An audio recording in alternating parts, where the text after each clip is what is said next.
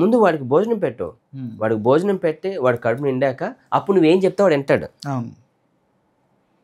So ముందు భోజనం, soup అంటే ముందు భోజనం, తర్వాత సోప్ అంటే నిత్యావసరాలు.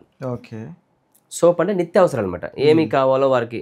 మీరు చూడండి ఈ రోజున చాలా చర్చెస్లో కూడా ఎవరైతే నిరుపేదలు ఉంటారో, ఎవరైతే చాలా కష్టించి పనిచేసే వాళ్ళు ఉంటారో వారికి పాస్టర్సే ప్రతి నెల రేషన్ ఇవ్వడం కానీ, లేదంటే వాళ్ళకి నిత్యావసరాల కోసం ఇంత అని ఇవ్వడం కానీ, వాళ్ళే కొనిచ్చడం కానీ అలా చేస్తారు. అంతే కదా. అసలు అక్కడ పక్కన పెట్టండి, ఈవెన్ మనకి కరోనా టైంలో అండ్ మన ఫ్లడ్స్ వచ్చినప్పుడు నేను కూడా ఇక్కడ సింగనగర్లో లేదా విజయవాడలో మేము పర్చేజ్ చేసాం.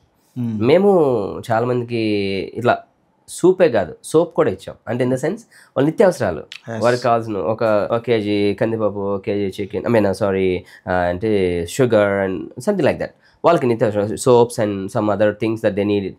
వాళ్ళకి కావాల్సిన ఒక నెలకి కావాల్సినటువంటివి కొంచెం ఒక 15 kgs rice and something like that.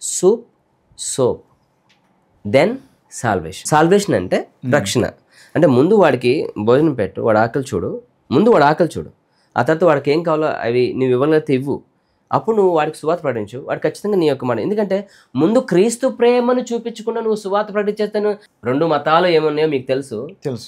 ఆ మతాల్లో అదైనా ఇదైనా ఏ మతమైనా వాళ్ళు అదే బోధిస్తారు. వాళ్ళు అనుకుంటున్నారు క్రైస్తవం ప్రమాదం అని. నేను చెప్తున్నాను, అసలు క్రైస్తవం మేలు చేస్తుంది సమాజానికి.